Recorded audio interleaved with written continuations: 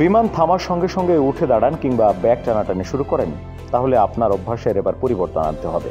কারণ তুরস্কে চালু হচ্ছে নতুন একটি নিয়ম, যেখানে বিমান থামার আগেই যদি কোনো যাত্রী উঠে দাঁড়ায়, তাহলে তাকে গুনতে হতে পারে মোটা অঙ্কের জরিমানা।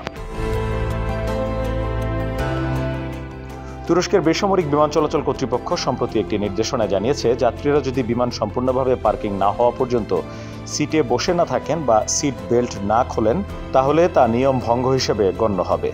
বিশেষ করে যারা বিমান থামার আগে উঠে দাঁড়ান, ব্যাগ নামাতে যান কিংবা করিডোরে ভিড় করেন, তাদের বিরুদ্ধে নেওয়া হবে কঠোর ব্যবস্থা। তুরস্কের জনপ্রিয় টেলিভিশন চ্যানেল হাল্ক টিভি জানিয়েছে, এমন আচরণ করলে যাত্রীদের গুনতে হতে পারে প্রায় 2600 তুর্কি লিরা জরিমানা, যা বাংলাদেশি মুদ্রায় প্রায় 8150 টাকা।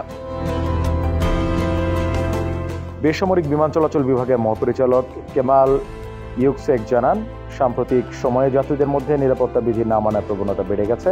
বিমান থামার আগে অনেকে উঠে দাঁড়ান, সিট বেল্ট খুলে ফেলেন, ওভারহেড লাগেজ বের করা কিংবা করিডোরে দাঁড়িয়ে যাওয়া, এসব আচরণে বিমানের অভ্যন্তরে বিশৃঙ্খলা তৈরি হচ্ছে। একই সঙ্গে এতে যাত্রী ও লাগেজ নিরাপত্তা বিঘ্নিত হচ্ছে, বাড়ছে দুর্ঘটনার সংখ্যা। বিশেষজ্ঞরা বলছেন, বিমানের অবতরণের সময় সিট সোজা ও সিট বেল্ট বাঁধা থাকা খুবই গুরুত্বপূর্ণ, কারণ এই সময় দুর্ঘটনার সম্ভাবনা সবচেয়ে বেশি থাকে। সিট পেছনে হেলে থাকলে তা ধাক্কা খেয়ে সামনের যাত্রীকে আঘাত করতে পারে। সে কারণেই বিশ্বব্যাপী এভিয়েশন কর্তৃপক্ষগুলো টেক অফ ও ল্যান্ডিং এর সময় সিট সোজা ও বেল্ট বাঁধা রাখার নিয়ম চালু রেখেছে।